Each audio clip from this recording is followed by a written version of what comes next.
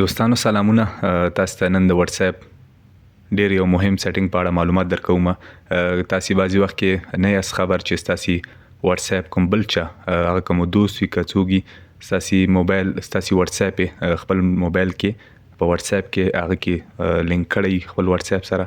نو هغه سره تاسو ته چې کوم پیغامونه یا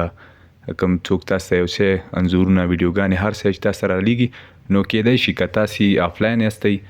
نو تاسو دغه پیغامونه چې دي له تاسو مخکې له تاسو وړاندې هغه چا چې تاسو واتس اپ خپل هغه سره موبایل سره لینک کړی دی یا وصل کړی دی، نو هغه به له تاسو مخکې هغه کوي، او یا کوم نور پټ معلومات چې دي مثلا تاسو ته چې میسجان راځي هغه به له تاسو نه مخکې ویني. نو هغه لپاره تاسو څنګه پوه شئ چې زما موبایل او بخې زما واتس اپ خو به کوم بل چا سره لینک نه کوم بل،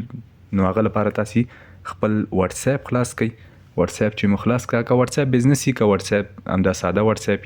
نو تاسو به خلاص کی هغه وروسته تاسو په دغه درې ټکو باندې کلیک وکړئ. کلیک چې مو وکړ دغه دریم اپشن دی لینکډ ډیوایسز، هغه شوی هغه موبایل نه چې تاسو واتس اپ سره لینک نو تاسو ته لیدل شي. ګوري زما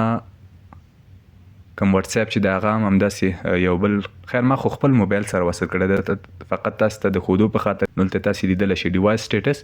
ګوري تاسو ته انډراید 13 په نامه بل موبایل می د سره وصل کړی دی، دا تاسو ته فقط خودو په خاطر چې تاسو هم معلومات ترلاسه کړئ یا پوه شئ چې دا د ځای کې مثلا تاسو موبایل خو به کومل چا تاسو واتس اپ سره نو یاد کړی لینک کړی، نو بیا که غواړئ تاسو کا کړی می او تاسو خبر نه یاستئ که چا لینک کړی مو نو تاسو خبر نه یاستئ، نو تاسو به په دا کوم هغه چې اوس مثلا ته دغه انډراید 13 یا انډراید 14 نو هغه لپاره چې تاسو وغواړئ دغه نفر چې تاسو اجازه پرته د تاسو واتس اپ سره لینک دی هغه تاسو یې کوي، نو هغه لپاره به تاسو په دغه ځای باندې هم کوم هغه چې تاسو به په کلیک به پیو کې کلیک چې مو وکړ نو ساده توګه باندې لاګ آوټ باندې چې مو کلیک وکړ لاګینګ آوټ په ولیکي د سره به چې کوم نفر تاسو واتس اپ سره خپل موبایل لینک کړی دی نو د سره به تاسو واتس اپ دغه نفر موبایل نه اتومات ډول لاګ آوټ شي.